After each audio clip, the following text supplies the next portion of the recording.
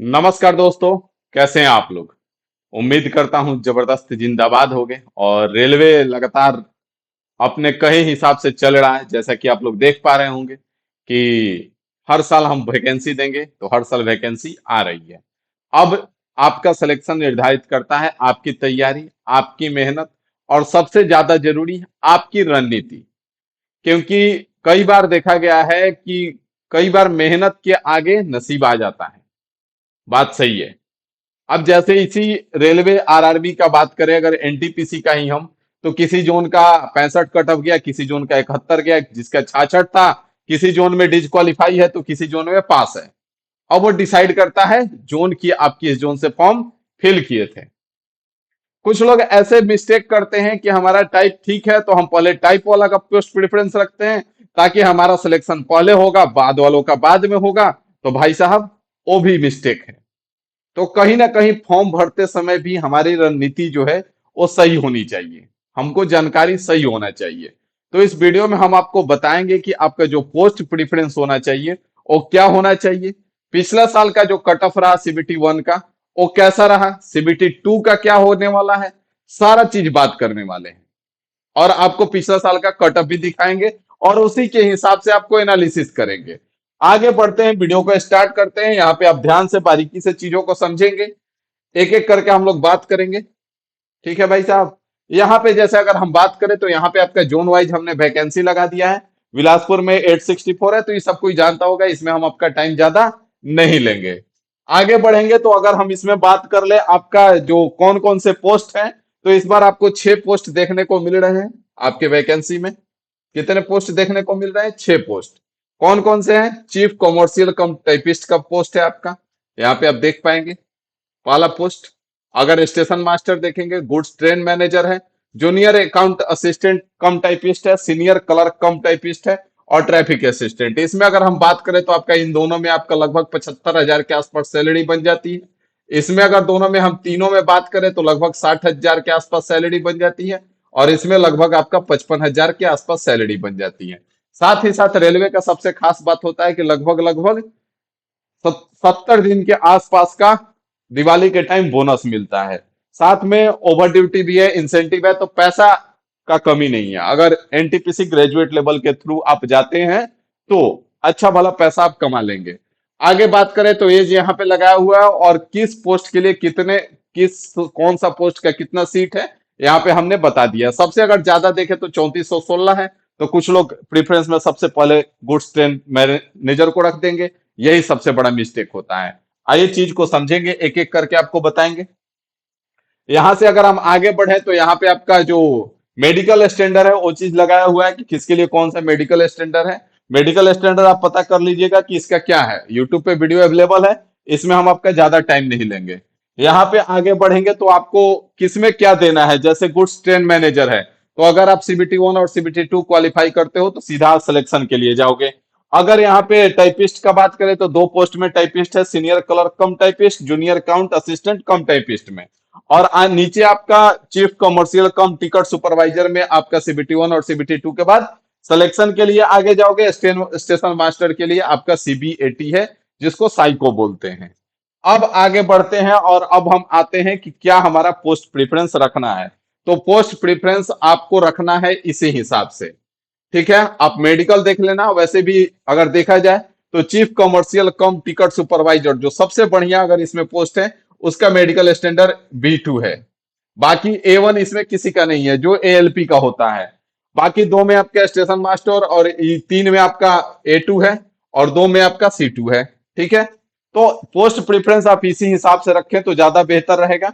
क्योंकि अगर आपका ज्यादा नंबर आता है, ठीक है, और ज्यादा नंबर आता है और आप यहाँ पे टाइप में पास कर जाते हैं, फेल कर जाते हैं, तो आप इसमें काउंट होंगे।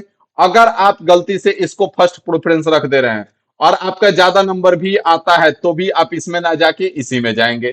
तो इसीलिए पोस्ट प्रेफरेंस इसी हिसाब से रखें। आपका पहले चीफ कमर्शियल कम टिकट सुपरवाइजर हो गया, स्टेशन मास्टर हो गया, या इन दोनों में आप इसको ऊपर कर सकते हैं, स्टेशन मास्टर को नीचे कर सकते हैं। अगर आपको लगता है कि कहीं साइको में हम फेल हो जाएं, इससे अच्छा है हम इसको नीचे कर लेते हैं, तो आप इसको ऊपर कर सकते हैं, इसमें कोई दिक्कत नहीं है।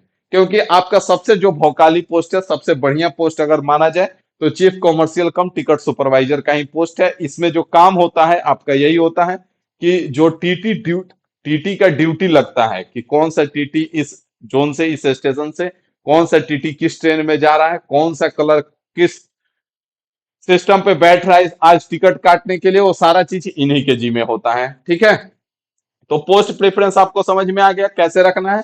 बढ़िया से रखिए ताकि अगर ज्यादा नंबर आए तो बढ़िया वाला पोस्ट मिले। आगे बढ़ेंगे तो अब यहाँ पे हम आपको जोन वाइज, आपका कैटेगरी वाइज पोस्ट लगा दिए हैं कि कोलकाता में अगर यूआर का देखे तो 66 है, एससी का 24, एसटी का 12, ओबीसी का 42, ईडब्ल्यूएस का 15, टोटल 59। तो यहाँ से आप स्क्रीनशॉट ले लीजिएगा, बाकी इसमें ज्यादा टाइम हम नहीं लेंगे, हम बढ़ेंगे आगे।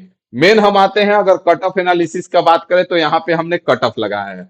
यहाँ पे आपका 2024 का वैकेंसी के साथ आपका कट ऑफ लगा हुआ है और यहाँ पे आपका ई लगा हुआ है। उसके बाद हम लोग डिसाइड करेंगे कि कौन सा जोन हमारे लिए बेहतर रहेगा। जैसे यहाँ पे फर्स्ट अगर बिलासपुर का बात करें तो 864 वैकेंसी इस बार है।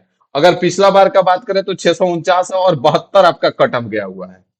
72 आपका कट ऑफ गया है, मतलब ये लगभग लगभग बीच में है, क्योंकि सबसे कम आपका 67 बेंगलुरु का गया हुआ है यहाँ पे हमको जहां तक दिख रहा है।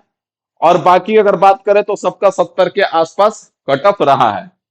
अगर कोलकाता का बात करें तो 685 सीट है यहाँ पे। अगर हम कोलकाता का बात करें तो 1382 है और कट ऑफ भी आसमान छूड़ा है, 73 है। बात को समझिए। रांची का बात करें तो 651 पोस्ट है और अगर इसमें हम रांची का बात करें भाई साहब तो रांची का 322 पोस्ट था और कट ऑफ आपका ठीक ठाक रहा, 68 ही रहा, कोई ज्यादा नहीं गया। अगर आगे बढ़े तो मुंबई में 596 है और यहाँ पे मुंबई में 827 है, कट ऑफ आपका 71 है। अब इस पे एक एक करके ज्यादा बात करके हम आपका टाइम वेस्ट नहीं करेंगे। सिंपल सा दो तीन बात को आप डिसाइड कर लीजिए और उसके बाद फॉर्म को भर दीजिए। ठीक है, पहला जो अगर आपको लग रहा है कि सबसे ज्यादा सीट है वहां भरना चाहिए तो वहां मत भरिए। ठीक है, क्यों? क्योंकि वहां सब कोई भर रहा है। इसमें भी आप देख सकते हैं, जैसे अगर यहाँ पे देखें तो कोलकाता में 1382 था, 73 कट ऑफ गया। अगर यहाँ पे हम बात करें तो मुंबई का 827 है, 71 कट ऑफ गया हुआ है। अगर हम यहाँ अहमदाबाद का बात करें तो 516 है, 76 कट ऑफ गया हुआ है।